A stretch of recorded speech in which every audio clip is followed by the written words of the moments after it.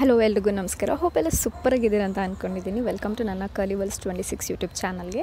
ನಾನು ನಿಮ್ಮ ರಂಜಿತಾ ಪ್ರಕಾಶ್ ಗೌಡ. ಸೊ ಇದು ಡೈಲಿ ವ್ಲಾಗೇ ಆಗಿರುತ್ತೆ. ಇದು ಟ್ರಿಪ್ಪಿಂದ ಮುಗಿಸ್ಕೊಂಡು ಬಂದು ನೆಕ್ಸ್ಟ್ ಡೇ ನನ್ನ ಲೈಫ್ ರೊಟೀನ ನಿಮ್ಮ ಜೊತೆ ಶೇರ್ ಮಾಡ್ಕೊತಾ ಇದ್ದೀನಿ. ಆ್ಯಸ್ ಯೂಶುವಲ್ ಇವಾಗ ಟ್ರಿಪ್ಪೆಲ್ಲ ಹೋಗಿ ಬಂದಮೇಲೆ ಸಾಕಷ್ಟು ಬಟ್ಟೆಗಳಿರುತ್ತೆ, ಮನೇಲಿ ಡಸ್ಟ್ ಆಗಿರುತ್ತೆ, ಕ್ಲೀನ್ ಮಾಡು ಎಲ್ಲನೂ ಇರುತ್ತೆ. ಸೊ ಫಸ್ಟ್ ನಾನು ಬೆಡ್ ಕವರ್ಸ್ನೆಲ್ಲ ರಿಮೂವ್ ಮಾಡಿದ್ದಾಯಿತು. ಹೇಗಿದ್ದರೂ ಲಾಸ್ಟ್ ವೀಕ್ ಬಟ್ಟೆ ವಾಶ್ ಮಾಡಿಲ್ಲ ನಾನು.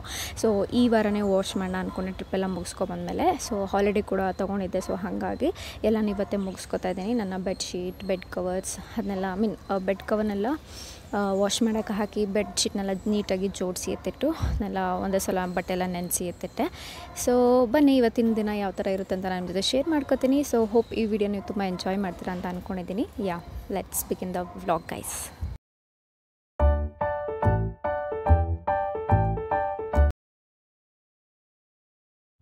ಸೊ ಮೈಸೂರಲ್ಲಿ ಸಿಕ್ಕಾಪಟ್ಟೆ ಫೇಮಸ್ ಗುರು ಸ್ವೀಟ್ಸ್ ಅಂತ ಹೇಳಿಬಿಟ್ಟು ನೀವೇನಾದ್ರು ಹೋದರೆ ಚೆಕ್ ಮಾಡಿ, ತುಂಬ ಚೆನ್ನಾಗಿರುತ್ತೆ. ಸೊ ಬೇರೆ ಬೇರೆ ಸ್ವೀಟ್ಸ್ ಎಲ್ಲ ಇರುತ್ತೆ. ನಾನು ಸ್ವಲ್ಪ ಮೈಸೂರು ಪಾಕ್ನ ತೊಗೊಂಬಂದೆ.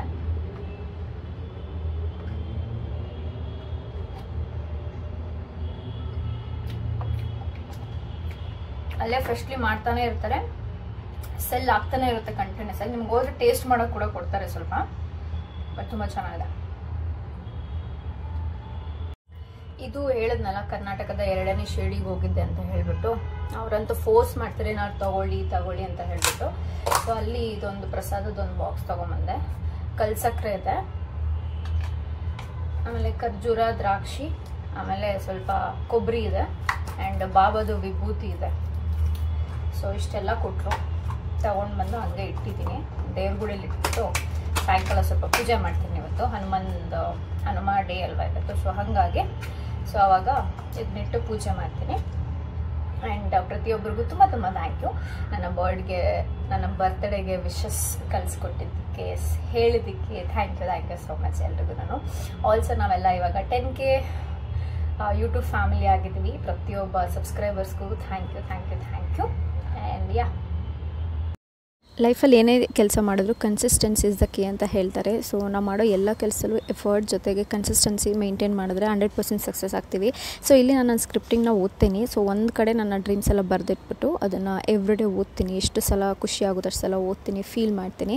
ಸೊ ಈ ಒಂದು 3 ಡೇಸಿಂದ ಆಚೆ ಇದ್ದಿದ್ದು ಕಾರಣ ಸರಿಯಾಗಿ ಮಾಡಲಿಕ್ಕಾಗಲಿಲ್ಲ. ಮನಸ್ಸೆಲ್ಲ ಹೇಳ್ಕೊತಿದ್ದೆ, ಬಟ್ ಆ ಟ್ರಿಪ್ಪೆಲ್ಲ ಮುಗಿಸ್ಕೊಂಡು ಬಂದಮೇಲೆ ಆಯ್ತು ಅವ್ರು ತೊಗೊಂಡು ಬೆಳಗ್ಗೆ ಸ್ವಲ್ಪ ಫ್ರೀ ಇತ್ತು ಟೈಮು. ಸೊ ಹಾಗಾಗಿ ಬೆಳಗ್ಗೆನೇ ಈ ಅಫರ್ಮೇಷನ್ ಎಲ್ಲ ರಿಪೀಟೆಡ್ಲಿ ಎಷ್ಟು ಸಲ ಬೇಕು ಅಷ್ಟು ಸಲ ಓದ್ತಿದ್ದೆ. ಸೊ ಅದೇ ಓಡಾಡ್ಕೊಂಡು ಓದ್ತೀನಿ, ಸಮ್ಟೈಮ್ಸ್ ಕೂತ್ಕೊಂಡು ಓದ್ತೀನಿ, ಸಮ್ಟೈಮ್ಸ್ ಕಾಫಿ ಕುಡಿಬೇಕಾದ್ರೆ ಓದ್ತೀನಿ. ಅದು 121 ಡೇಸ್ 30 ಡೇಸ್ ಆ ಥರ ಮಾಡ್ತೀನಿ. ಡೆಫಿನೆಟ್ಲಿ ನನ್ನ ಡ್ರೀಮ್ಸ್ ಎಲ್ಲ ಫುಲ್ಫಿಲ್ ಆಗ್ತದೆ. ಸೊ ನಿಮ್ಮ ಜೊತೆ ಮುಂದಿನ ದಿನಗಳಲ್ಲಿ ಶೇರ್ ಮಾಡ್ತೀನಿ.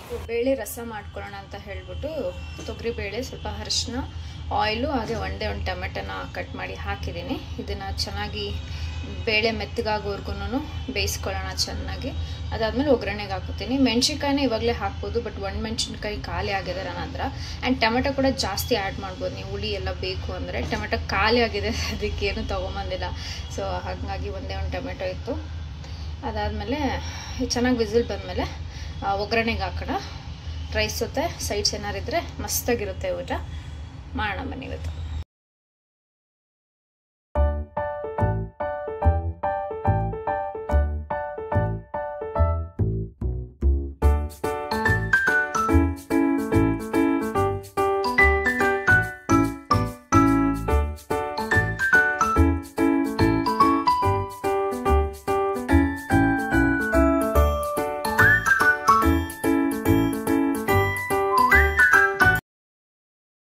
ಝೆಪ್ಟೋಯಿಂದ ಸ್ವಲ್ಪ ಐಟಮ್ಸ್ ತರಿಸ್ಕೊಂಡೆ, ಬಿಕಾಸ್ ಆಚೆಗೆ ಹೋಗೋಷ್ಟು ಪೇಷನ್ಸ್ ಇರಲಿಲ್ಲ. ಅದಕ್ಕೋಸ್ಕರ ಟೊಮೆಟೊ ಖಾಲಿ ಆಗಿತ್ತು, ಆ್ಯಂಡ್ ಎಗ್ಸ್ ಕೂಡ,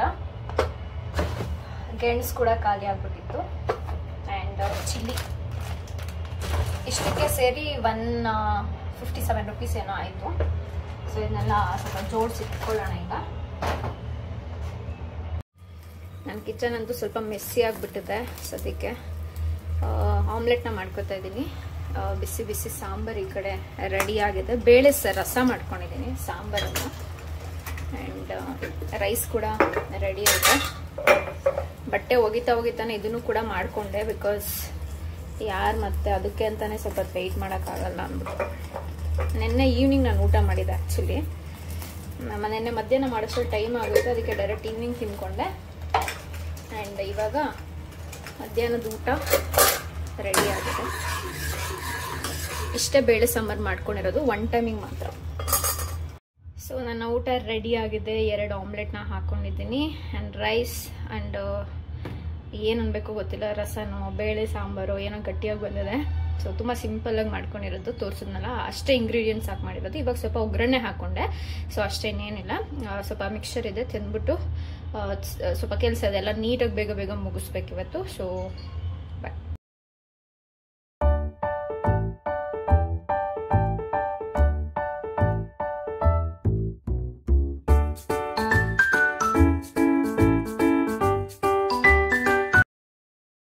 ಇದು ನನ್ನ ಕರೆಂಟ್ ಹೇರ್ ಕತೆ.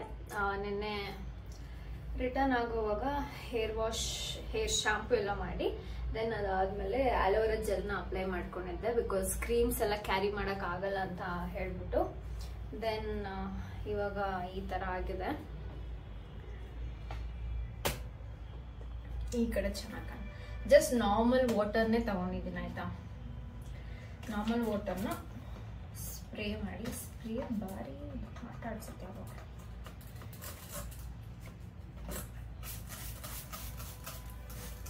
ಫುಲ್ ಹೇರ್ ಎಲ್ಲ ವೆಟ್ ಮಾಡ್ಕೋತೀನಿ.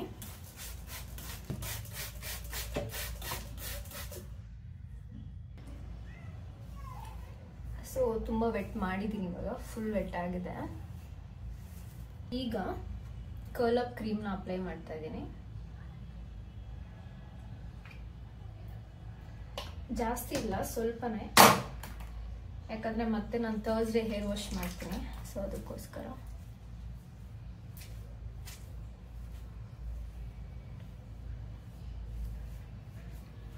ಜಸ್ಟ್ ಸ್ಕ್ರಂಚ್ ಮಾಡಿ ಚೆನ್ನಾಗಿ, ಚೆನ್ನಾಗಿ ಸ್ಕ್ರಂಚ್ ಮಾಡಿ ಚೆನ್ನಾಗಿ ಡ್ರೈ ಮಾಡಿದ್ರೆ ಕರ್ಲ್ಸ್ ಸೂಪರ್ ಆಗಿಬಿಡುತ್ತೆ. ನಾನು ಇದೇ ಥರ ಎವ್ರಿ ಟೈಮ್ ಮಾಡೋದು. ಅಂದರೆ ಟ್ರಾವೆಲಿಂಗ್ ಮುಗಿಸ್ಕೊಂಡು ಬಂದಿದ್ದ ಕಾರಣ ಆ ಥರ ಮಾಡ್ತಾ ಇದ್ದೀನಿ ಅಷ್ಟೇ. ನಾನು ಈ ಥರ ಮಾಡ್ತಾ ಇದ್ದೀನಿ. ಇಲ್ಲಾಂದರೆ ವೀಕ್ಲಿ 2 ಟೈಮ್ಸ್ ಹೇರ್ ವಾಶ್ ಮಾಡ್ತೀನಲ್ಲ, ಅವಾಗಲೇ ಪ್ರೊಸೀಜರ್ ಎಲ್ಲ ಮುಗಿಸ್ಕೊಂಡ್ಬಿಡ್ತೀನಿ ನಾನು. ಈಗ ಒಂದು ಕಾಟನ್ ಟೀ ಶರ್ಟ್ನ ತಗೊಂಡು ಜಸ್ಟ್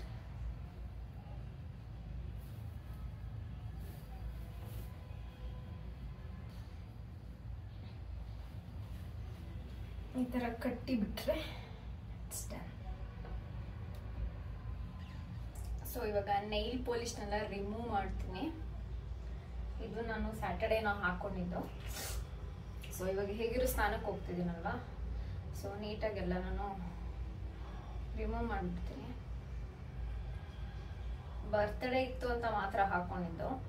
ನನಗೆ ಕಲರ್ ಚೆನ್ನಾಗಿದೆ ಆಯ್ತಾ, ತುಂಬ ಪಿಂಕ್ ಆಗಿದೆ, ಡಾರ್ಕ್ ಪಿಂಕ್ ಕಲರು. ಅದಕ್ಕೆ ಒಂಥರ ಚೆನ್ನಾಗಿ ಕಾಣಿಸ್ತಾ ಇತ್ತು. ನಾನು ಹಾಕಿದ ಎಲ್ಲ ಡ್ರೆಸ್ ಮೇಲೂ ಸಕ್ಕದಾಗಿರ್ತಿತ್ತು ಆಕ್ಚುಲಿ.